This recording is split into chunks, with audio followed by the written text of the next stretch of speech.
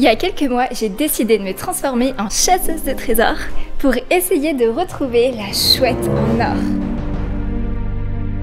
La chasse au trésor la plus ancienne, la chouette d'or. Une chouette en or, d'une valeur d'1 million de francs, a été enterrée quelque part en France. Elle appartiendra à celui qui la découvrira. Alors moi, évidemment, quand j'en ai entendu parler il y a 1 an, je me suis dit, je vais essayer de la retrouver. Il y a quand même un trésor enterré quelque part en France depuis près de 30 ans sous nos pieds. Mais où? C'est la question à laquelle les chasseurs de trésors tentent de répondre depuis plus de 30 ans. Ils étaient près de 200 000 au début de la chasse, et aujourd'hui, une centaine seulement n'a pas encore baissé les bras. Oh, et je vous ai pas dit! Pour celui qui réussit à déterrer ce coffre, 1 million de francs, c'est-à-dire le prix de la chouette d'or à l'époque. Une statue d'or et d'argent, sertie de rubis et de diamants. Et aujourd'hui estimée à 300 000 € quand même. Mais en un quart de siècle, personne n'a réussi à résoudre les 11 énigmes du livre qui révèlent l'emplacement du coffre. Les théories, minutieusement élaborées, s'effritent presque toujours de la même manière, invariablement. Mais je dois vous avertir, une mystérieuse aura entoure ces énigmes, qui en a fait la plus longue chasse au trésor encore en cours dans le monde. Jusqu'à il y a quelques semaines, lorsqu'un ultime rebondissement est arrivé.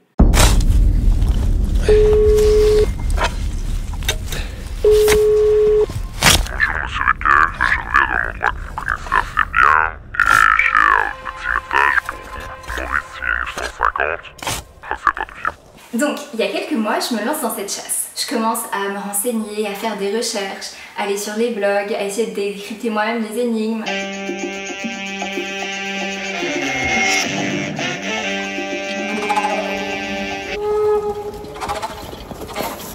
J'ai hâte d'avoir une idée.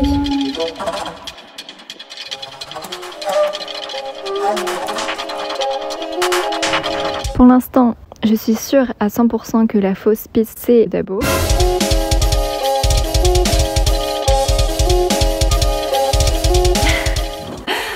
En fait, ça fait 2 semaines que je suis bloquée là-dessus, c'est horrible. Sauf jusqu'à hier.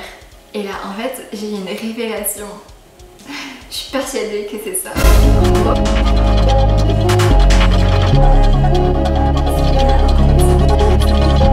Soit c'est vraiment une coïncidence qui est très peu probable.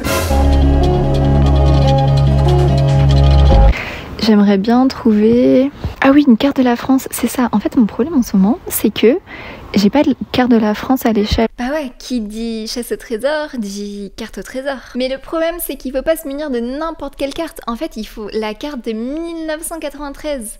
Et comment j'ai galéré. Franchement, un des trucs les plus durs, c'est même pas les énigmes, c'est trouver cette putain de carte. Faut que je trouve une carte de 1993. Pour l'instant, j'en ai pas trouvé. En fait, le problème, c'est que j'ai l'impression que toutes les cartes de 1993 elles ont été achetées par des shooters il y a longtemps et qu'ils sont pas prêts à s'en débarrasser. Du coup, c'est hyper dur d'en trouver une. Et du coup, là, j'ai trouvé une carte de 1992. La photo, elle est floue. La carte, elle est déchirée. Il y a marqué éteint moyen avec du scotch à l'intérieur pour la rafistoler. En tout cas, je vais essayer parce que c'est ma seule solution. J'arrive pas à trouver de carte de 1993. Quand j'ai commencé, en fait, moi, il y a tout le monde qui disait qu'il y avait une fausse piste dans laquelle tout le monde était et que du coup, il fallait trouver la vraie piste, celle qui allait permettre de trouver le trésor.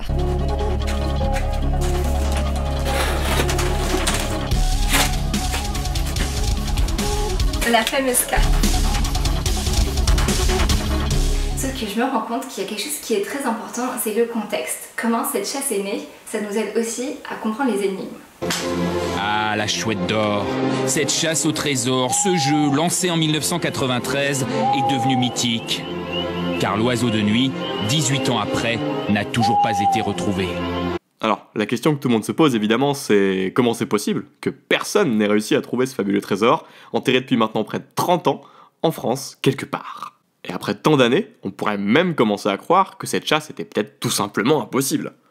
Pour une fois, chers amis, laissez-moi vous dire que la Terre est remplie de bien plus de mystères que l'on pourrait y croire, car oui, elle existe.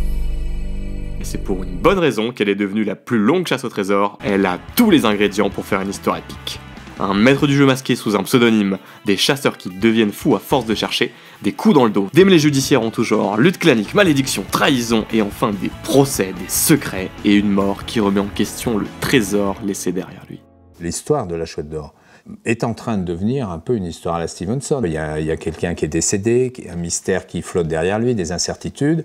On est dans l'histoire d'un vrai trésor enfouie et dont on n'est pas sûr de retrouver un jour la trace. Et au milieu de tout ça, j'ai décidé de me plonger dans cette aventure déjà mythique.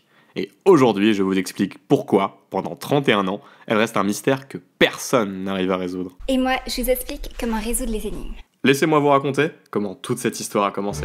Le 15 mai 93, le concours de la Chouette d'Or est lancé en France. Avec la sortie en librairie d'un manuel intitulé « Sur la trace de la Chouette d'Or », il réunit 10 énigmes qui, une fois résolues, donnent l'emplacement exact d'où il faut creuser pour trouver la chouette. Quelle idée de génie, vous vous dites! Tous ceux qui vont vouloir devenir le prochain Indiana Jones, eh ben ils vont courir aller s'acheter livres pour être les premiers à mettre la main sur le trésor. Et c'est exactement ça qui était prévu. Et ouais, car la magnifique histoire de la Chouette d'Or n'a pas commencé aussi joliment qu'on pourrait le croire. Mais bon, toutes les histoires de pirates commencent toujours par quelqu'un qui veut s'en mettre plein les poches. C'est pas mal. Remarque, c'est pas idiot parce que pour 89 francs, c'est le prix du bouquin.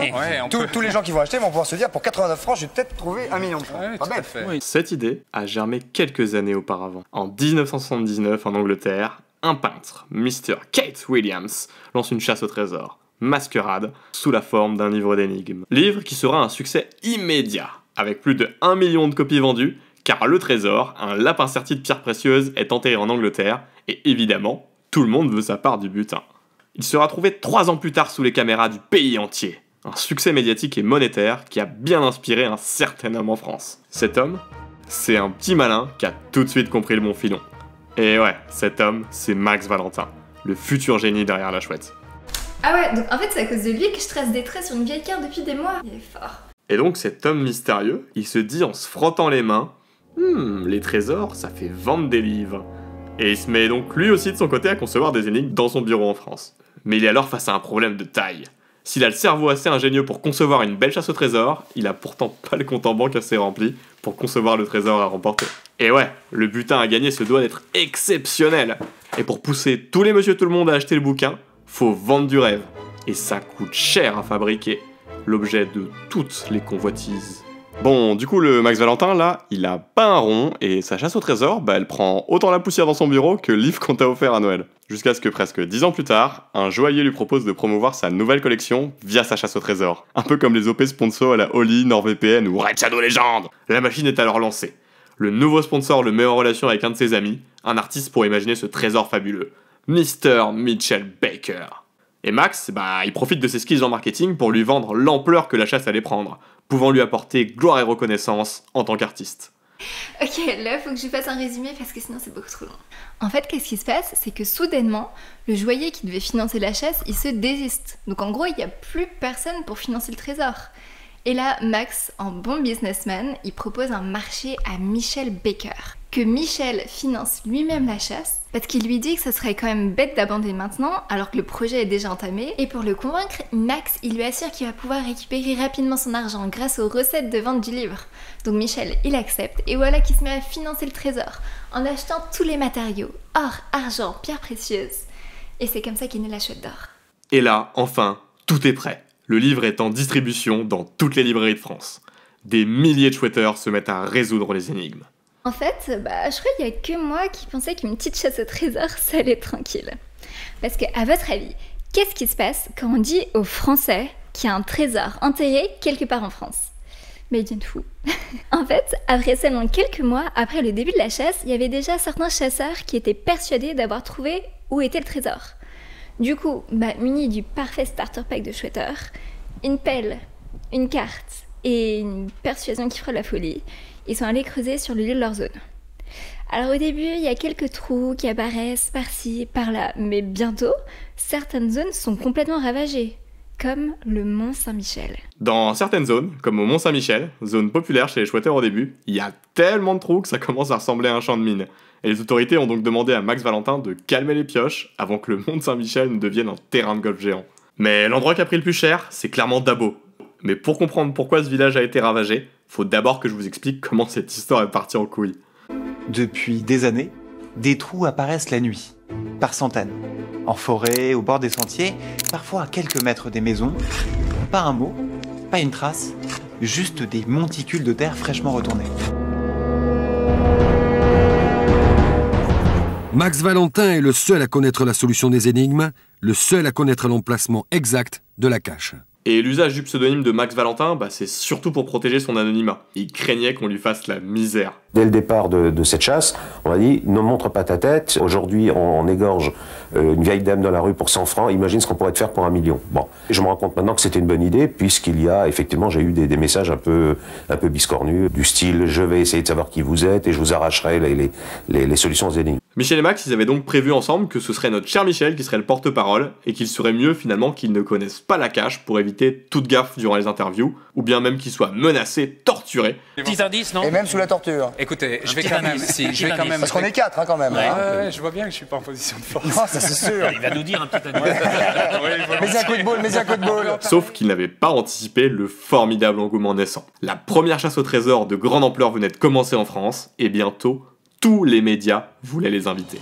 Plateau télé, radio, journaux, Michel est vite dépassé par les questions, parce que c'est quand même dur de répondre quand tu connais pas plus les solutions que les journalistes. Alors, elle est enterrée. Est-ce que c'est vous-même qui avez procédé au cachage? Je sais pas comment on dit. Non, vous êtes incorrigé. Vous avez déjà essayé tout à l'heure avec. Vous l'avez caché vous-même. C'est vous qui l'avez caché vous-même, ça vous pouvez le dire. Oui, ça, c'est pas un grand secret. Bien sûr, oui, non. Avec Max Valentin. Tous les deux. Nous sommes les deux complices. Comment avez-vous choisi l'endroit? Ah, ça, je peux pas vous le dire. Non, c'est... Et pourquoi il peut pas nous le dire? Tout simplement parce qu'il en a aucune idée en fait. À ce moment-là, il sait pas les solutions, et tout à l'heure quand il a dit aux journalistes qu'il avait enterré la chouette avec Max, en fait c'est complètement faux. Il a menti parce que Max il a enterré la chouette tout seul. Et les journalistes, ils sont pas cons, ils se rendent bien vite compte que c'est le mystérieux Max qui détient tous les secrets croustillants. À ça s'ajoute le Minitel. En gros, c'est l'ancêtre français de l'ordinateur, et on le retrouve dans beaucoup de maisons dans les années 80, et c'est sur celui-ci que Max Valentin veut mettre en place un service de messagerie, le 3615 Mania. Sur le Minitel, les chercheurs peuvent partager leurs trouvailles, leurs solutions. Ils peuvent aussi questionner directement le créateur de la chasse, un certain Max Valentin. Ça, c'était une vraie nouveauté, c'était très très malin de sa part. Tous les jours, on pouvait poser des questions à l'auteur des énigmes, donc Max Valentin lui-même. Et donc ça, c'est vrai que ça crée un lien très fort et une envie très forte de revenir, parce que ça permettait de valider ou chercher à valider ses hypothèses. Et il se met à répondre quotidiennement sur le Minitel à toutes les questions qui lui sont posées. 200 messages, 500, 1000, une quantité vertigineuse de courriers. Sa parole prend de l'ampleur, ses réponses sont enregistrées, échangées et répétées.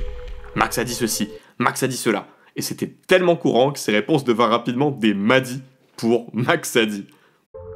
Un Madi, c'est tout simplement ces propos rapportés qui deviennent, dans l'univers des chouetteurs et des chouetteuses, qui deviennent paroles d'évangile, qui deviennent une vérité. Il y en a en tout 118 000. Il se retrouve soumis à une pression médiatique sans aucun précédent pour un jeu. Et cet alter ego de Max Valentin, qui était donc censé le protéger des yeux du public, il s'est au contraire vu jeter sous le feu des projecteurs, car l'intrigant personnage masqué attire les journalistes télé et presse. Ou on vous enlève la gagoule, ou vous nous donnez un... Au début, il voulait se planquer. Et finalement, il fait plus la tournée des plateaux qu'un politicien en campagne. Alors que la fièvre de la chasse au trésor s'empare de la France. Libération, Figaro, Europe 1, et même le Times Magazine. Tout le monde veut l'histoire de la chouette. En fait, grâce au Madi, tous les joueurs sont suspendus à ses lèvres. Chacune de ses réponses peut donner l'ultime indice pour trouver la chouette. Alors, il s'érige lentement en gourou dans la communauté. Ces textes sont à l'origine même du mythe de la chouette d'or, puisqu'ils sont la genèse du moment où tout a basculé. Le moment clé où Max est devenu le maître du jeu. En réalité, il y a eu la naissance du gourou Max Valentin aussi, il a été un peu gourouisé.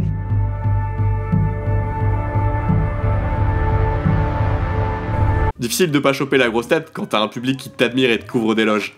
On a les chevilles qui enflent et les gos gonflent et hop, on se met à flotter comme la grosse tante d'Harry Potter. Et c'est pas toujours facile d'y résister.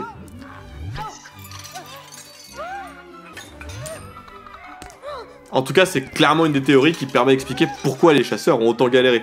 Parce que Max, il a pris goût à son pouvoir sur les joueurs, non seulement parce que sollicité en permanence, ça lui confère un auditoire qui boit la moindre de ses paroles, et du coup aussi parce que chaque message envoyé était la source de revenus très lucratif. Et ouais, à 1,27 francs la minute, autant dire qu'il s'est fait des couilles en or avec le Minitel. Des centaines de chercheurs envoient des dizaines et dizaines de messages chaque jour sur le 3615 Max Val. Les notes de téléphone sont alors très salées pour certains d'entre eux, qui finissent par ne plus savoir s'il faut maudire Max Valentin ou l'aduler. L'histoire du Minitel, c'était plus que malin. Moi, je pense que c'était génial. Avec cette idée de génie de communiquer avec les chasseurs, qui au départ n'était qu'un simple coup de marketing, Max va créer un tel engouement qu'il réussit à créer un des premiers phénomènes de communauté virtuelle avant même l'explosion d'Internet. Quel crack! Et c'est là que l'histoire de la chouette d'or va passer de simple chasse à phénomène culturel. Parce que même si c'est lui qui a eu la bonne idée, c'est vraiment cette communauté qui donne tout le sel à cette histoire. Des milliers de chouetteurs, toujours à sa recherche. C'est fort. Flitox 911 et 2 trous creusés. Philibert. C'est Chris de Nice. Bonjour. Moi c'est Sydney. Bonjour. Marquis. Ah, on a déjà dû... J'aime bien quand on me voit qu'on fait Ah. Bonjour. Bonjour. Gémiro. Binôme avec Marquis. Et pour l'instant on a été quand même creusé 3-4 fois. Ouais, ça a débouché sur rien et à chaque fois on redémarre depuis le départ.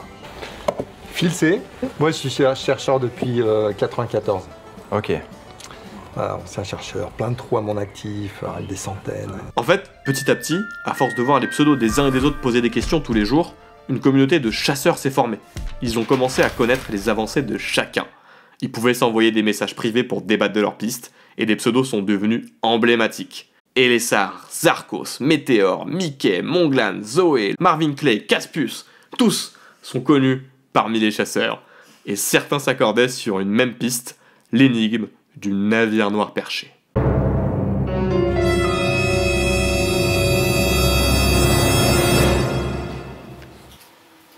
La première énigme, elle a l'air trop simple. Du coup, on se dit, cette chasse, je vais l'appeler en 2 secondes. Parce que si la première, elle est facile comme ça, les autres, ça va être pareil, non?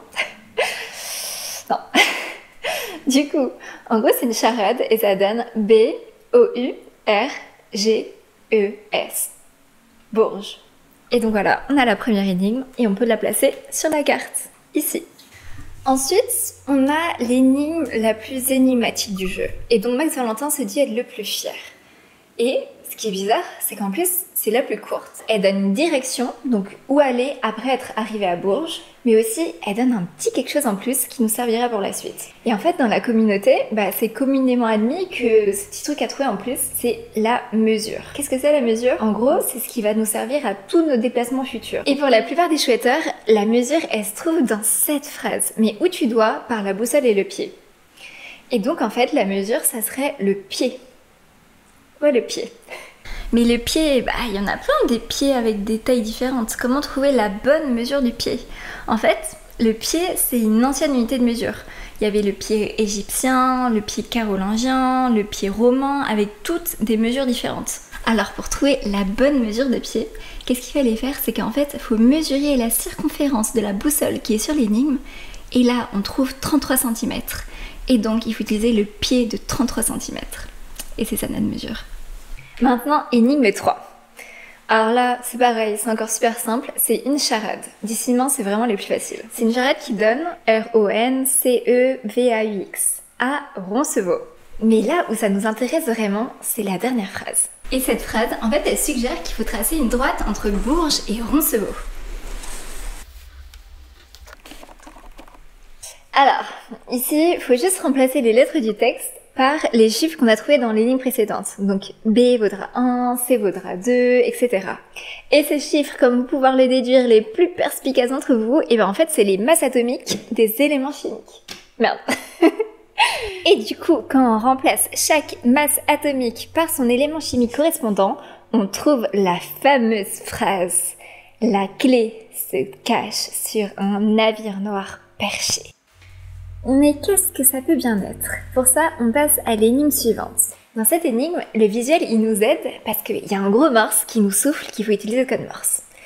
Alors, comment on va traduire la série de chiffres 2424 par un code morse? On va utiliser une petite astuce. On va mettre un bout de papier sur la série de chiffres, et là, qu'est-ce qui apparaît?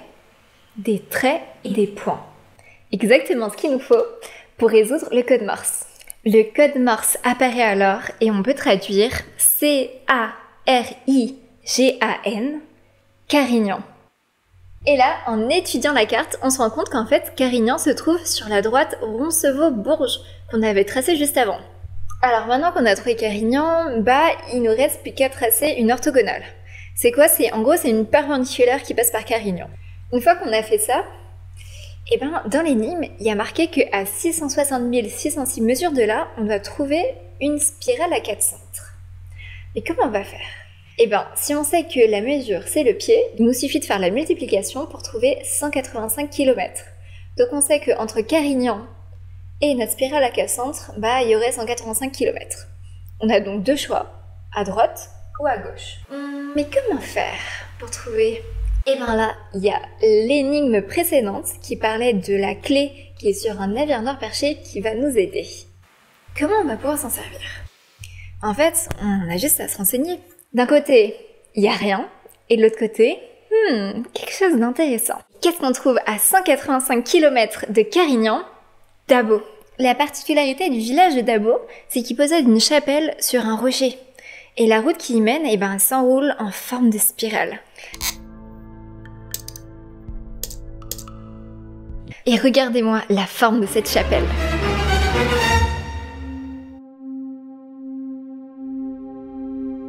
Un navire noir perché.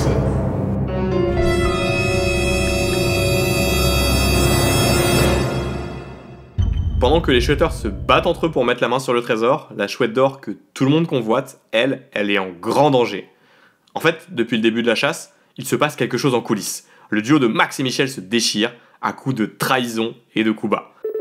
Le coup de gong final retentit un soir de septembre 2006 lorsque Max, affolé, téléphone à Michel pour l'informer que la chouette d'or était entre les griffes d'un liquidateur judiciaire. Bon, je t'explique, le liquidateur est allé ouvrir le coffre et il a pris la chouette. Mais je dis, attends, mais c'était quand ça? Ça s'est passé ces jours-ci et tout. Il me dit, bah non, c'était en 2004. Je lui dis, quoi? Comment une telle dinguerie a pu se produire? La chouette a été saisie en 2004 et tu me le dis maintenant? Petit retour en arrière. La chouette en or, lors du lancement du jeu en 93, devait être remise à un huissier avec la disquette contenant les solutions. Mais apparemment, la chouette d'or occupe un tel volume que Maître Louquet, l'huissier, estima impossible de la conserver à l'étude. En gros, elle était trop grosse pour être stockée dans le coffre de son bureau. Sauf que du coup, le premier éditeur fait faillite et l'allocation du coffre est transmise à une succession d'éditeurs différents. Et les années passent. Et c'est bien là le fait le plus imprévisible, le jeu dure et dure encore. Mais alors que Max continuait le jeu comme si tout allait bien, en réalité, c'est le drame. Puisque les éditions qui publient le livre sont aussi mis en faillite en 2004, le contenu du coffre loué par la maison est saisi pour liquidation judiciaire. Ce coffre contenait la légendaire chouette d'or. Aïe aïe aïe. Michel Baker entame moult procédures pour tenter de récupérer la chouette. Mais Max Valentin n'ayant pas averti dans les délais légaux, Michel Baker s'est vu dépossédé de la propriété de la chouette d'or. Réaliser le trésor. C'est-à-dire une avec chouette? mes économies, et il a enterré mes économies. Et ça fout la merde.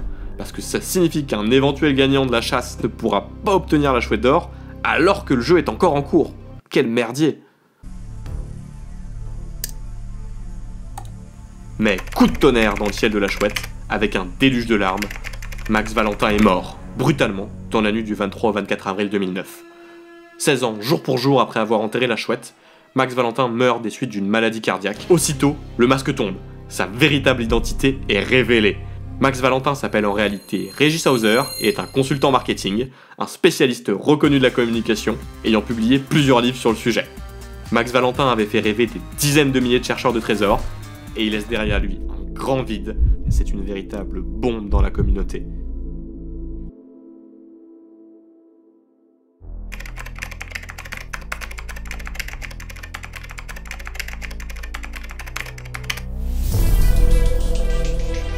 Il y en a qui n'ont pas cru d'ailleurs. Max ne sera jamais là pour savoir que 6 mois après sa mort, enfin, le jugement définitif sera rendu. Et le 28 octobre 2009, Michel Baker peut enfin récupérer la statue. Et là, vous vous dites que c'est fini. Bah, tenez-vous bien, parce que ça devient encore plus rocambolesque. Max Valentin, en tant que personnage central et chef d'orchestre de cette chasse, n'a pas de remplaçant naturel ni légitime aux yeux de la communauté, alors que Michel, lui, voudrait bien reprendre le flambeau. Pour Michel Baker, la situation était tout bonnement ubuesque. Il n'est pas content. Ce qui peut se comprendre. Il tente alors de rentrer en contact avec les héritiers de Max à de nombreuses reprises pour relancer le jeu, et ils ne répondent que vaguement à un mail ou deux, puis coupent la communication. Il ne souhaite pas relancer le jeu, mais il ne souhaite pas non plus laisser la main à Michel. À vrai dire, il semble ne plus vouloir entendre parler de cette histoire de chouette. Lui, il va s'exprimer contre Max Valentin. Pendant 5 ans, il patiente et retente de les contacter, mais son sentiment de révolte grandit et dans sa tête, l'injustice l'habite. Puis enfin, un beau jour de juin en 2014, il va extérioriser toute cette colère accumulée en mettant un bon coup de pied dans la fourmilière. Je vais faire ça avec mon élégance et ma discrétion habituelle.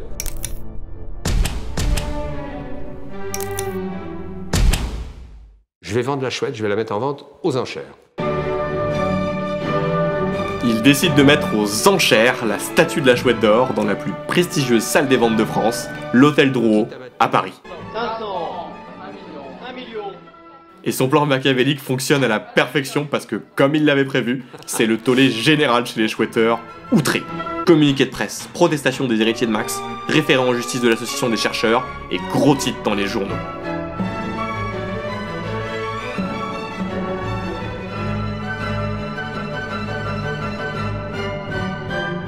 Ça va aller tellement loin que les chouetteurs et les chouetteuses vont appeler Drouot, harceler Drouot. On parle de centaines, voire de milliers de coups de téléphone. À cet instant, chacun se souvint de son existence et la chouette fut retirée du catalogue quelques jours plus tard.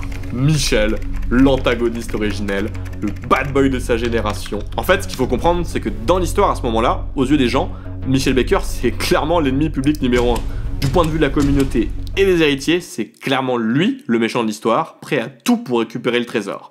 Ils se disent, comment ose-t-il traîner dans la boue Régis Hauser juste après sa mort, salir son nom, le dénigrer? C'est l'homme à abattre, un jaloux qui a voulu mettre aux enchères la chouette pour s'en mettre plein les poches. J'ai assez vite réagi, j'ai pris contact avec les héritiers. J'ai dit, écoutez, vous me remettez les solutions, je vérifie la cache, je vérifie la contremarque, et je relance le jeu. Il s'empresse donc d'engager un huissier pour l'assister dans ce qu'il allait devoir accomplir, la lourde tâche d'enfin découvrir les solutions, lui qui ne les a jamais su. 2 enveloppes qui me sont arrivées cachetées.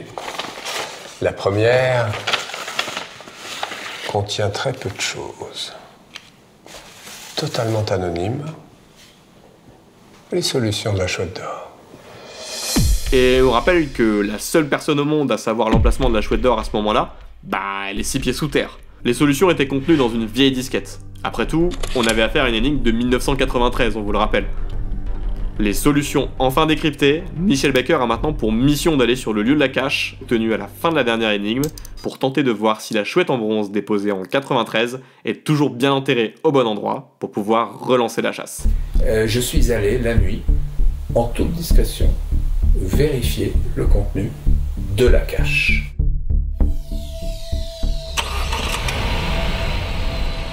Et il faut savoir que c'est aussi un moment décisif car jusqu'à ce jour, et malgré toute l'ampleur de la Chouette d'Or, personne, à part Régis Hauser aka Max Valentin, n'a pu vérifier que la contremarque avait été enterrée au bon endroit il y a maintenant 30 ans. Je me suis dit, bon, qu'est-ce que je vais faire? Elle est enterrée depuis quand même longtemps, il faut que j'en ai le cœur net. Je suis allé sur place, avec l'huissier. Et c'est parti. Ils y vont une première fois pour faire un repérage des lieux, avec l'impression que tout le monde autour peut deviner qu'ils détiennent un lourd secret. Alors ils marchent doucement et chuchotent. Après avoir analysé les alentours, ils élaborent un plan pour leur deuxième visite, venir avec un détecteur de métaux pour ne pas avoir à déterrer le trésor, mais juste vérifier sa présence pour ne laisser aucune trace de leur passage. L'excursion fatidique se fera de nuit, quelques semaines plus tard, à l'abri des regards. Ils suivent les solutions des énigmes, arrivent à la destination, puis avec leur détecteur de métaux, sondent le terrain, mais ne détectent rien sur l'emplacement exact. Le radar montre l'image d'un banal débris de métal, loin de ce que le radar est censé indiquer si une chouette en bronze de 80 cm était vraiment enterrée sous leurs pieds. C'est beaucoup moins gros que ce que j'attendais. Surpris, ils se rendent vite compte au vu de ce qu'ils viennent de constater qu'ils ne peuvent pas simplement vérifier que la chouette est bien là grâce au détecteur de métaux. Pas le choix, va falloir sortir les pelles, et ils se décident à déterrer la bête. Alors ils creusent, encore et encore, jusqu'à tomber sur une bâche. Et là, je sors un objet enveloppé dans un sac en plastique, marqué, daté de septembre 2005. La tension monte, et il leur reste plus qu'une solution. Ils la sortent, fébriles, l'ouvrent et découvrent un oiseau rouillé. Un canard. Pas du tout la chouette en bronze à laquelle ils s'attendent, incompréhension et déception. Ouais. J'ai effectivement trouvé la contremarque. Il s'agit bien d'un oiseau en métal ferreux, extrêmement corrodé et recouvert d'une épaisse couche de rouille. Mais ce n'est pas le tirage numéro 1 de la chouette. Malheureusement, Max n'est plus et on ne saura jamais ce qui s'est passé. Par honnêteté et respect pour les joueurs, j'ai donc replacé en lieu et place de la première contre-marque le second tirage de la chouette, rigoureusement identique à la précédente. L'inquiétude est grande, Max aurait-il déterré la contre-marque originelle en attendant l'aboutissement des affaires juridiques lorsque la chouette fut saisie? Ou bien est-ce l'œuvre d'un chouetteur? Peu probable, car pourquoi n'aurait-il pas réclamé la chouette d'or? Je me suis aperçu avec le temps que de l'incongruité en fait de cette situation. C'est-à-dire qu'il y a 30 ans, un type tout seul, sans témoin, a fait ses énigmes, n'a donné les solutions à personne. Donc personne peut valider le fait que oui, ça tient la route ou non, ça tient pas la route. Personne. Lui tout seul. Il va tout seul enterrer quelque chose, sans témoin. Il certifie que tout va bien, et puis jusqu'à sa mort, pendant 16 ans, ça fonctionne. Personne ne se pose de questions. Tout est parfait. Et du jour où j'interviens, où je dis, bah, écoutez, moi je veux être sûr de chez sûr, puis en plus pour que vous soyez sûr, je prends un huissier avec moi. Ah ben là, on conteste tout. Pour éviter cette désillusion au futur véritable gagnant, celui qui réussira à décrypter toutes les énigmes, Michel et l'huissier y enterrent une deuxième copie de la chouette en bronze, ainsi que les instructions pour le gagnant. Soyez donc rassurés, vous ne cherchez pas en vain. Michel Baker reprend la chasse et crée un Discord à la manière du Minitel pour répondre aux questions des chasseurs en 2021, parce que ouais, il y a pas mal de temps qui est passé depuis. Avec les débuts du serveur Discord, où j'ai commencé à échanger avec eux, on peut dire que le jeu connaît aujourd'hui un nouveau souffle. Je pense que là, c'est un moment charnière dans le jeu, parce que tout va beaucoup plus vite avec le Discord. Là, aujourd'hui, je crois qu'ils sont plus de 3000.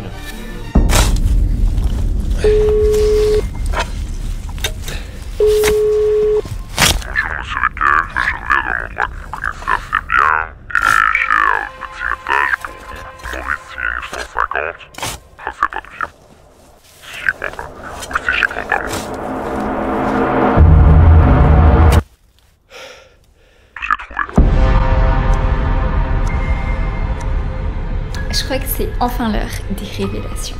Et je crois bien que c'est possible qu'en fait, tout ça ne soit qu'une arnaque. Alors, pour des raisons légales et que j'ai pas envie de prendre un procès, on va dire que c'est possible que je pense que ça soit une arnaque. Je dis pas que c'est vrai, je dis juste que c'est un peu bizarre. Et je vais expliquer pourquoi. Quand on a appris qu'il y avait un chouetteur qui, après 30 ans, avait enfin réussi à déterrer la chouette et à trouver où elle était, bah déjà il y a deux teams qui sont créés dès le début. Il y avait ceux qui étaient en mode bravo, c'est génial, enfin quelqu'un l'a trouvé. Moi je faisais partie de cette team. Et il y avait ceux qui étaient déjà en mode conspirationniste.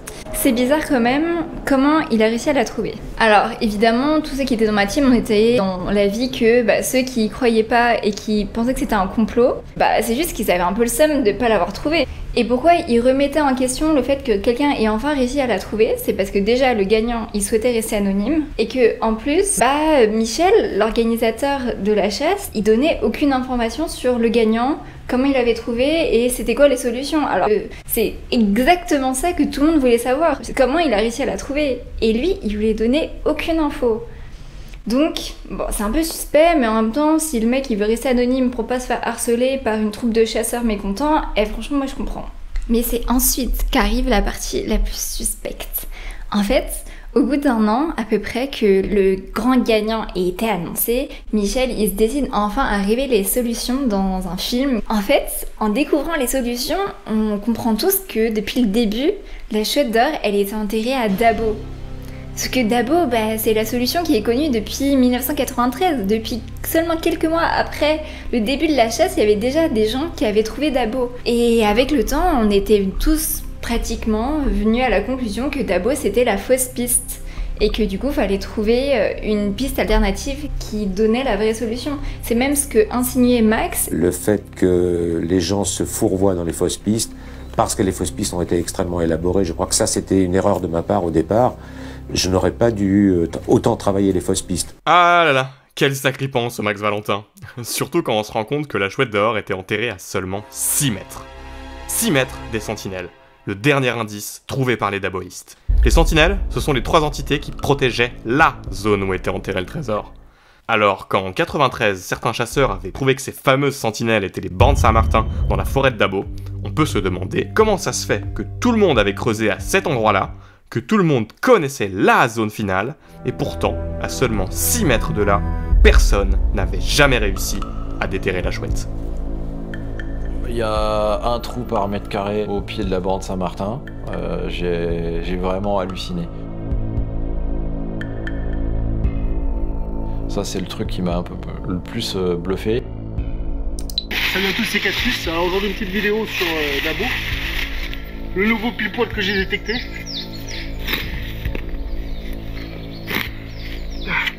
Ouais.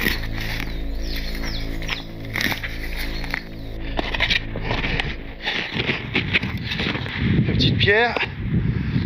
Ce qui est bizarre, c'est que en fait, Dabo, depuis le début de la chasse, c'est la piste principale. Donc, toute la zone a été, comment dire, ravagée, retournée, déblayée, cherchée avec des détecteurs de métaux, avec des gens à la pelle. Enfin, a été retournée. Vraiment, c'est une dinguerie si c'était à Dabo depuis le début et que tout le monde a creusé à côté. Alors, il y a 2 hypothèses. La première, c'est celle qui était ma première réflexion personnelle, c'est que tout simplement, en 30 ans, personne n'a creusé au bon endroit. Ils ont peut-être creusé à 30 cm, à 1 mètre, mais jamais sur le pile-poil du trésor, et donc personne ne l'a jamais trouvé. La deuxième hypothèse, c'est celle que j'ai eue un peu plus tard, en recoupant tous les éléments que j'ai pu apprendre en faisant l'enquête de cette chasse au trésor, depuis sa création jusqu'à aujourd'hui. Quand on rentre vraiment dans les détails de cette chasse, tous les petits éléments qui sont accumulés, on voit qu'il y a quand même des choses qui sont bizarres. Alors déjà, le plus étrange, c'est quand Michel est allé vérifier les solutions lui-même après la mort de Max pour vérifier que le trésor était bien enterré. Sauf que quand il y va, il trouve pas du tout la chouette en bronze, il trouve un canard rouillé. Déjà, ça c'est bizarre, parce que ça veut dire que ça fait déjà quelques mois ou quelques années que la chouette en bronze, qui signifie que tu as gagné et qui est la seule certification qui te permet d'enfin obtenir la chouette d'or, elle était plus au bon endroit. Donc est-ce que ça fait seulement quelques mois? Ou est-ce qu'en fait depuis le début, Max il a jamais enterré la chouette en bronze? Parce que justement, ça lui aurait permis de faire durer le mystère. Bon, au final, je l'ai jamais trouvé cette chouette en or. Mais je suis tellement contente d'avoir pu y participer. Et puis moi qui adore les mystères, une chasse au trésor qui reste un mystère même après sa résolution, franchement, j'aurais pas pu rêver mieux. Trouver la chouette d'or, c'était un des défis que je m'étais lancé. Et même si j'ai raté celui-là, il m'en reste beaucoup à relever. Donc ciao!